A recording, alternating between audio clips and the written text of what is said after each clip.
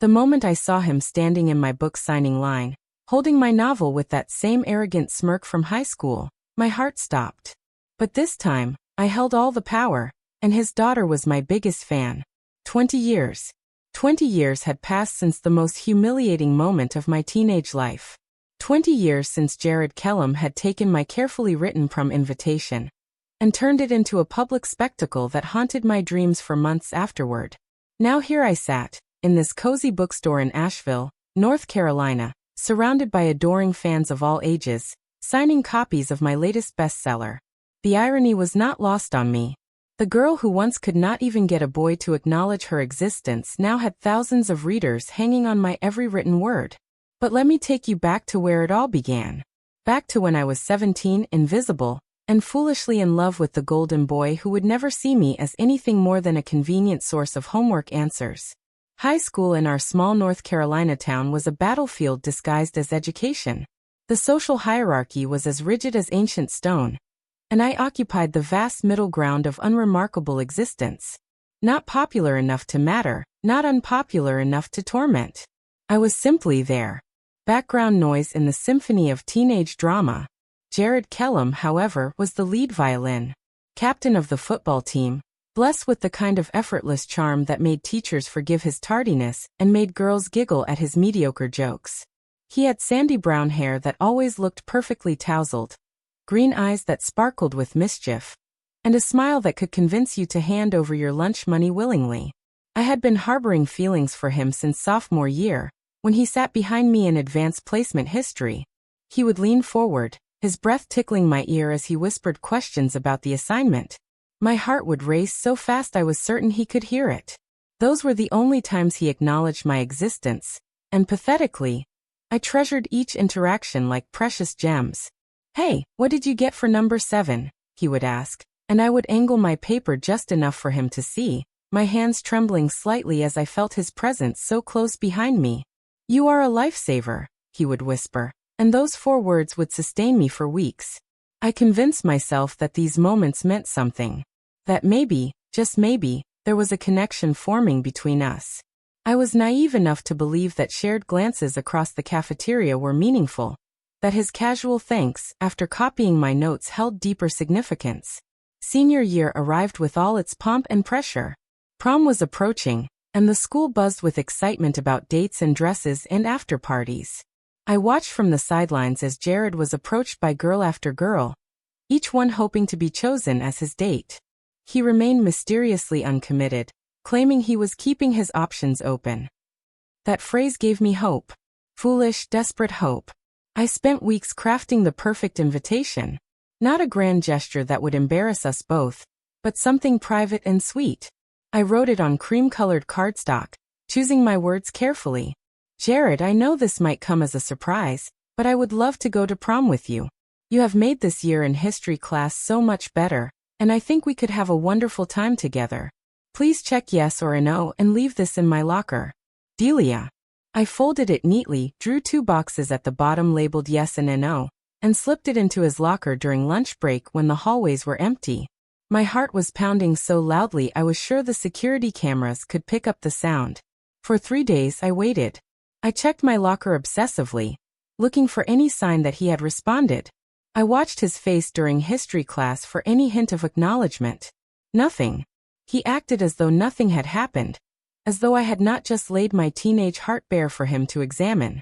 On Thursday afternoon, my best friend Zara found me at my locker, her face pale and her eyes filled with a mixture of anger and pity that made my stomach drop. "Delia," she said quietly, "you need to see something." She led me down the hallway toward the boys' bathroom, her steps hesitant. A small crowd had gathered outside, mostly boys snickering and pointing. As we approached, I could see what had captured their attention. There, taped to the wall beside the bathroom entrance, was my note. My carefully crafted, heartfelt invitation. But now it was defaced, marked with red Sharpie in Jared's unmistakable handwriting. LMFAO scrawled across the top in bold letters. He had not just rejected me. He had made me a public joke. The crowd noticed me approaching, and the snickering intensified. I heard whispers of, "That is the girl," and, "Can you believe she actually thought?" The words blurred together as blood rushed to my ears. I felt like I was drowning in shame, gasping for air that would not come. I ran. Past the laughing faces, past the pitying stares, past Zara calling my name. I ran to my car and drove home, tears streaming down my face so heavily I could barely see the road. That night, I cried until I had no tears left. The humiliation was complete and devastating. Not only had Jared rejected me, but he had done so in the cruelest way possible, turning my private feelings into public entertainment. The next day at school was torture. Everyone knew. The story had spread like wildfire through the social networks of teenage gossip. I kept my head down, avoided eye contact, and counted the minutes until graduation would free me from this nightmare.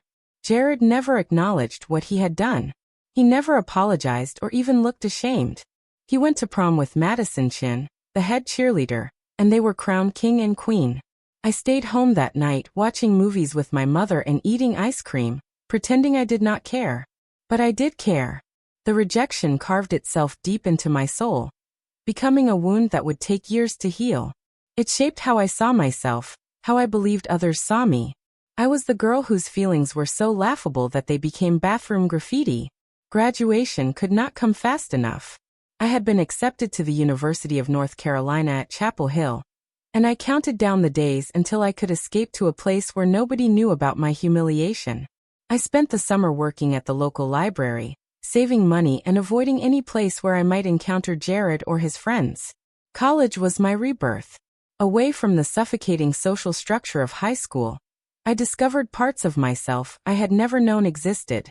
I joined the creative writing club, made friends who appreciated my dry sense of humor, and slowly began to believe that I was more than just the girl who got rejected. I majored in English literature with a minor in creative writing. My professors encouraged my writing, praising my ability to capture emotional truth and create characters that felt authentic. For the first time in my life, I felt seen and valued for who I truly was.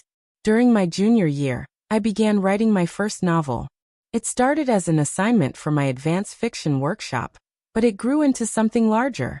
The story poured out of me like water through a broken dam. All the pain, rejection, and longing I had carried for years transformed into something beautiful and meaningful. The novel was about a teenage girl who overcomes bullying and rejection to find her own voice and power.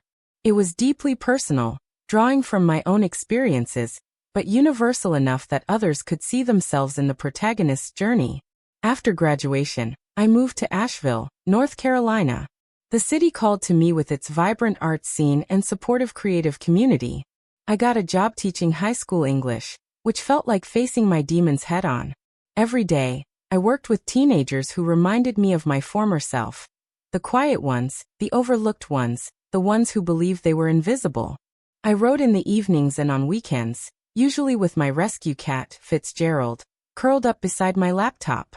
Fitzgerald had been abandoned as a kitten, left in a cardboard box behind a bookstore.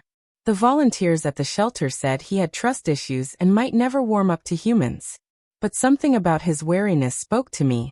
We understood each other, two souls who had been discarded but were determined to thrive. My first novel, Shadows in the Hallway, was published by a small independent press when I was 28. It received modest attention, mostly from educators and young adult fiction enthusiasts. The reviews were encouraging, praising my authentic portrayal of teenage struggles and my lyrical writing style. But it was my second novel, Fireflies Under the Bleachers, that changed everything. The story followed a high school outcast who discovers her own strength through friendship and self-acceptance. It resonated with readers in a way I had never expected. Sales climbed steadily, social media buzz grew, and suddenly I was being invited to speak at schools and libraries across the state. The success was surreal. The girl who had once been too afraid to speak up in class was now standing in front of auditoriums full of teenagers, sharing her story and encouraging them to find their own voices. Every time I spoke to a young person who felt invisible or worthless, I remembered my 17-year-old self and felt a deep sense of purpose. My third novel, The Light We Built, became a genuine phenomenon. It told the story of a young woman who transforms her painful past into a source of strength, ultimately becoming a mentor to other girls facing similar struggles. The book topped bestseller lists, was optioned for a movie, and earned me a devoted following of readers who saw their own stories reflected in my characters. Teenage girls created fan art and shared quotes on social media. Reading groups formed around my books. I received thousands of letters from young readers, telling me how my stories had helped them through difficult times. The impact was overwhelming and deeply fulfilling. I had become the voice I had needed to hear when I was 17 and heartbroken. I was speaking to the girls who felt invisible, telling them they mattered, that their stories had value, that their pain could become their power. Which brings me back to that spring afternoon in the cozy bookstore in Asheville. I was there for a signing event, surrounded by the warm energy of readers who genuinely loved my work. The line stretched around the store.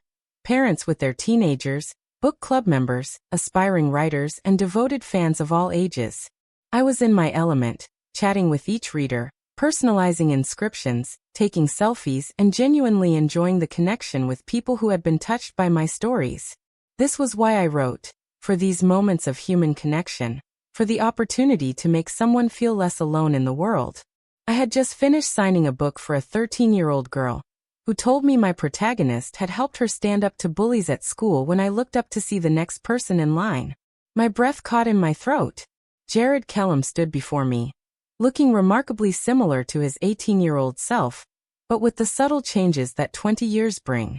His hair was still thick, but now receding slightly at the temples. His face had filled out, losing some of its youthful sharpness, but retaining that confident expression I remembered so well. He was dressed casually but expensively, the kind of effortless style that suggested success without trying too hard. Next to him stood a girl who looked to be about 11 or 12 years old. She had Jared's green eyes but softer features, with long auburn hair and a face bright with excitement. She was clutching a well-worn copy of The Light We Built, and I could see sticky notes marking pages throughout the book. "Oh my gosh, oh my gosh, oh my gosh," the girl whispered to Jared, bouncing slightly on her toes. "I cannot believe I am actually meeting DM Maris. Dad, she is like the most amazing writer ever." Jared smiled indulgently at his daughter, then looked at me with that familiar easy charm. "Hi there," he said, his voice exactly as I remembered. "My daughter Luna here is absolutely obsessed with your books. We were hoping you could sign her copy." Luna. Such a beautiful, unique name. Nothing like the Brittany's and Jessica's of our high school years. "I have read all your books like 5 times each," Luna gushed, stepping forward eagerly. "The way you write about feelings and friendship and finding your own strength. It is like you understand exactly what it feels like to be a weird girl who thinks too much. My friends think I am strange because I would rather read than watch TikTok, but your characters make me feel normal, you know?" My heart melted. This earnest, intelligent girl was everything I had hoped my writing would reach. She was the kind of reader every author dreams of. Someone who truly connected with the deeper themes and messages in the work. "Luna, what a gorgeous name," I said warmly, taking her book. "And you are not weird at all for preferring books to social media. Some of the most interesting people I know are readers and thinkers. What did you connect with most in this story?" Luna's eyes lit up even brighter. The part where Sage realizes that the people who hurt her in the past do not get to define who she becomes. That she gets to write her own story from now on. I have that quote written on my mirror at home. I felt a surge of emotion. This young girl had grasped exactly what I had been trying to communicate. That our painful experiences do not have to limit us. That we have the power to transform our wounds into wisdom. That is one of my favorite themes to write about, I told her, beginning to inscribe her book. "What should I write to you? Could you write to Luna, who shines brighter than any star and whose voice matters more than she knows?" she asked hopefully. I wrote exactly that, adding a small drawing of a crescent moon beside her name. When I handed the book back, Luna hugged it to her chest like it was treasure. "Thank you so much," she said. "This is honestly the best day of my entire life. Can we get a picture together?" Jared asked, pulling out his phone. "She is going to want to remember this forever." I posed for several photos with Luna, genuinely enjoying her enthusiasm and the pure joy on her face. She was delightful, articulate, passionate about reading, and refreshingly authentic in a world where many preteens seem to be performing rather than simply being themselves. As Luna stepped aside to flip through her newly signed book, Jared moved forward with another copy of The Light We Built in his hands. The message continued. I have been thinking about high school a lot lately, trying to understand why you seemed upset with me at the signing. I remember you were always really smart in our history class, and I probably asked to see your notes a few times. If I did something that hurt you back then, I am truly sorry. People change and grow, and I would hate to think that something from 20 years ago is still causing you pain. His tone was conciliatory, almost confused, as if he genuinely could not remember what he had done wrong. There was no acknowledgement of the prom invitation, no mention of the cruel way he had rejected me. Either he had forgotten entirely, or he was choosing not to address it directly. I stared at the message for hours, crafting and deleting responses. Part of me wanted to remind him exactly what he had done, to make him face the cruelty of his teenage actions. Part of me wanted to tell him how his rejection had shaped years of my life, how it had taught me to see myself as unworthy of love and respect. But mostly I thought about Luna. This man who had hurt me so deeply had raised a daughter who was everything I could have hoped for in a young reader. Despite his flaws, despite his past cruelty, he had somehow managed to nurture a child who was kind, thoughtful, and passionate about literature.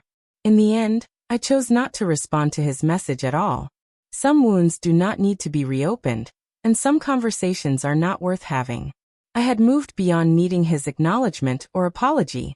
My success, my readers, my impact on young lives like Luna's.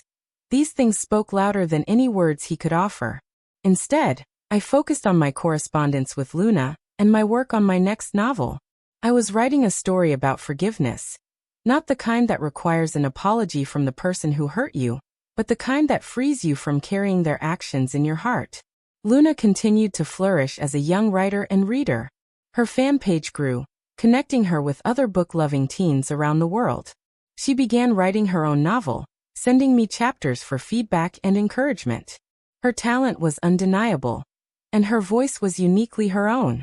During our correspondence, she occasionally mentioned her father, usually in the context of his efforts to understand her creative pursuits. It was clear that he loved her deeply, even if he sometimes struggled to connect with her artistic sensibilities. "Dad tries so hard," she wrote in one letter. "He bought me a fancy notebook for my stories and set up a writing desk in my room. He does not really get why I love books so much, but he supports me anyway. I think he feels bad that he cannot relate to the emotional parts of my writing, but honestly, that is what your books are for. You understand the feelings he cannot." Reading that, I felt a complex mix of emotions. Jared was clearly a loving father, even if he had been a cruel teenager. People do change and grow, as he had said in his message. The man raising Luna with such care and support was not the same person who had humiliated me in high school. But that did not erase what he had done. It did not diminish the impact his actions had on my teenage self. Some hurts leave permanent scars, even after we have learned to live with them and grow beyond them. A year after our encounter at the bookstore, I published my fourth novel, The Girl Who Signed Her Own Name First. It was my most personal work yet, exploring themes of rejection, resilience, and the power of writing your own story rather than letting others define your worth. The dedication read, "For Luna, who reminds us that every girl's voice matters, and for all the girls who were ignored, laughed at, or overlooked. You were never invisible, just unpublished." Luna was the first to receive an advance copy, and her reaction was everything I could have hoped for. She wrote me a 10-page letter analyzing the themes, connecting with the characters, and sharing how the story had inspired her own writing. "This book feels like a love letter to everyone who has ever felt small," she wrote. "It is about taking back your power and refusing to let other people's cruelty define who you become. I love how the protagonist transforms her pain into purpose, just like you did. You are my hero. Not just as a writer but as a person who shows that our worst moments can become our greatest strengths." The book became my biggest success yet, resonating with readers of all ages who had experienced rejection or bullying. It spawned discussions about teenage cruelty, the long-term impact of humiliation, and the power of transforming pain into art. During interviews, I was often asked about the inspiration for the story. I spoke generally about my own experiences with rejection and the importance of helping young people understand that their current struggles would not define their entire lives. I never mentioned Jared by name or shared the specific details of my high school humiliation. That story belonged to me now, transformed into something larger and more meaningful than one boy's cruelty. As my career continued to flourish, I remained in touch with Luna. She was now 15, still passionate about reading and writing, and working on her second novel. She had started a creative writing club at her school and regularly volunteered at the local library, leading reading programs for younger children. She had grown into exactly the kind of young woman I had hoped she would become. Confident, compassionate, and committed to using her voice to lift up others. Her father's teenage cruelty had not been passed down to her. Instead, she embodied everything that was good about human nature. In her latest letter, she wrote, "I have been thinking a lot about legacy lately, about what kind of mark we leave on the world, and how our actions ripple out to affect other people. I want my legacy to be like yours, helping other people feel less alone, showing them that their stories matter, that they have the power to write their own endings." Reading those words, I realized that my encounter with Jared at the bookstore had given me something far more valuable than revenge. It had introduced me to Luna, whose enthusiasm and talent reminded me why I had started writing in the first place. The girl who had once been humiliated by a teenage boy had grown up to become a voice for other girls facing similar struggles. I had transformed my pain into purpose, my rejection into connection, my invisibility into influence. Jared's cruelty had shaped me, but it had not defined me. I had taken his weapon, the belief that I was forgettable and worthless, and forged it into armor that protected other young women from similar wounds. That spring afternoon in the bookstore, when I chose not to sign his book, I was not just refusing him. I was choosing myself. I was choosing my worth. I was choosing to protect the 17-year-old girl inside me who had been hurt so deeply. And in doing so, I had also chosen Luna, and all the other young readers who looked up to me. I had shown them that they did not need validation from people who had hurt them, that their value was not determined by who chose to see them or ignore them. My refusal to sign Jared's book was not about holding a grudge. It was about holding space for my younger self, acknowledging her pain, and honoring her resilience. It was about recognizing that some people earn the right to your attention and energy, and others do not. As I sit here now, writing this story, Fitzgerald purrs beside me just as he did all those years ago when I was struggling to find my voice. He is older now, grayer around the muzzle, but still my faithful writing companion. Still the abandoned kitten who learned to trust again, just as I learned to believe in my own worth. My latest novel is nearing completion, and I know Luna will be among the first to read it. She is 17 now, the same age I was when Jared broke my heart. But unlike me at that age, she knows her worth. She knows her voice matters. She knows that no one else gets to write her story but her. That is my true victory. Not the moment I refused to sign a book, but all the moments since then when young readers like Luna have discovered they are not invisible, not forgettable, not worthless. They are published stories waiting to be told, bright lights waiting to shine, voices waiting to be heard. The girl who was once ignored has become impossible to ignore. And every time a young reader tells me my books help them feel less alone, every time someone like Luna discovers their own power through my words, I know that 17-year-old girl's pain was not in vain. It became the foundation for something beautiful. It became the reason I write. It became the reason I refuse to let anyone else define my worth ever again. And that, more than any revenge, is the sweetest victory of all. If this story touched your heart and reminded you that your voice matters, please subscribe to our channel for more inspiring tales of triumph over adversity. Your story is worth telling, and we are here to remind you that you are never invisible, just unpublished. Hit that subscribe button and join our community of storytellers who believe in the power of words to heal, inspire, and transform lives.